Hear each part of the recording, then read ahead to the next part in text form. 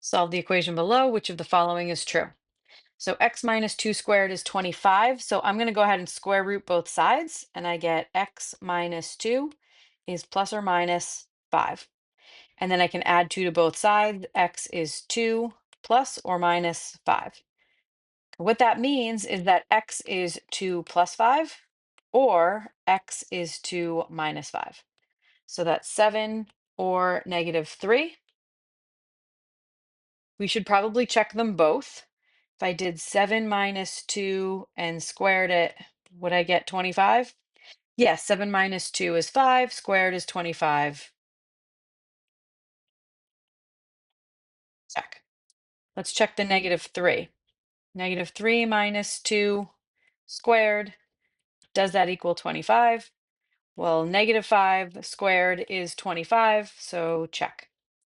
Okay, so that means I have two solutions. I can eliminate A and B.